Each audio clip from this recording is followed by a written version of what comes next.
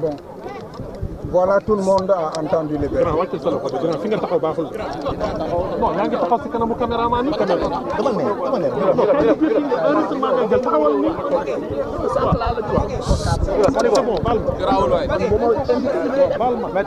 S'il vous plaît, s'il vous plaît, s'il vous plaît.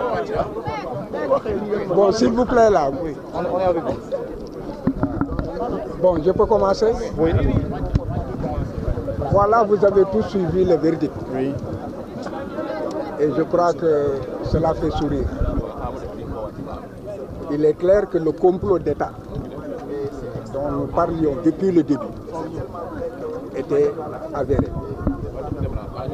Et la décision rendue aussi reste toujours dans ce complot d'État. Tout un pays a été pris en otage pendant au moins 2 ans. Il y a plus de 2 ans. Il y a eu des morts, 24 morts, dit-on. Sans compter qu'il peut y avoir des morts qui ne soient pas encore listés. Et des centaines de blessés. Les libertés publiques confisquées. La liberté d'opinion confisquée. Et des mesures de banditisme érigées en règle de droit avec des enlèvements, des séquestrations. Aujourd'hui, ce complot a été éventré simplement parce que la commande qui était faite par l'État du Sénégal au juge n'a pu être livrée. Parce que la marchandise était pourrie. Le viol, la corruption, déjà l'opinion publique avait son opinion là-dessus.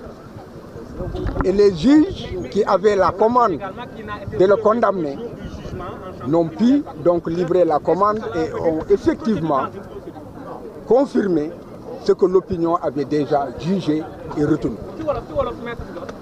Cependant, il y a une substitution de la commande avec une marchandise tout aussi pourrie.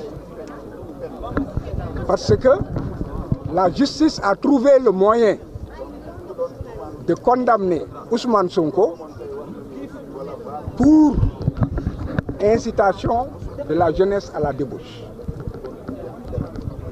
C'est technique, je n'y reviens pas. Mais ce qui peut être compris par tout le monde, c'est que nul ne peut être jugé sans qu'il soit mis en mesure et en mesure de se défendre sur les éléments qui lui sont reprochés. Ousmane n'a jamais été poursuivi pour cette infraction. Il n'y a jamais eu d'enquête, ni de police, ni judiciaire, et l'ordonnance de renvoi et de mise en accusation devant la chambre criminelle n'a jamais visé cette infraction. Cette infraction n'a pas aussi été débattue à l'audience.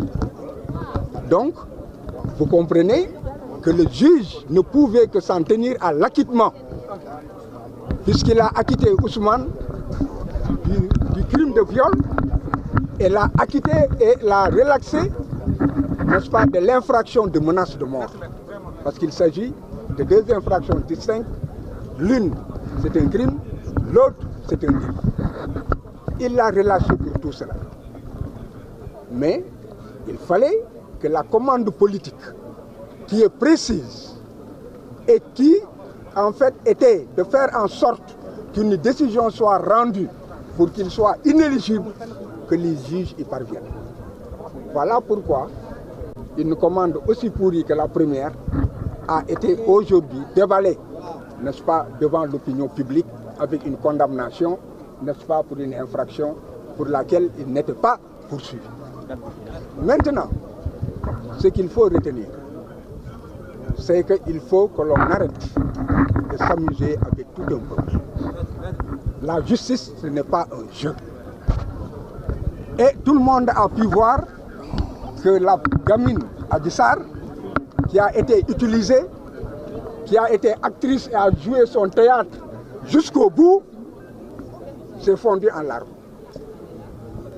Parce qu'elle s'est rendue compte à la dernière heure qu'elle a été utilisée et qu'il y a eu beaucoup de morts et beaucoup de mal causés, comment dirais-je, au peuple sénégalais. Peut-être que si on lui laisse la vie, si les commanditaires lui laissent la vie, elle prendra ses responsabilités pour demander pardon au peuple sénégalais et leur expliquer ce qu'elle a déjà commencé, ce qu'elle avait déjà commencé à faire et qui a été versé au débat, à savoir que tout cela ne relève que d'un complot d'État. Donc, voilà. Vous craignez pour sa vie alors? Qui pour Adji Sarr? Oui. J'ai toujours craint pour la vie de Adji Sarr parce que lorsque l'État utilise une personne dans un complot, il finit toujours par s'en débarrasser pour que dans l'histoire ne soit pas révélée la vérité. Merci beaucoup. Avez-vous déposé une plainte contre Adji Sarr? Oui, allez-y. Allez-y.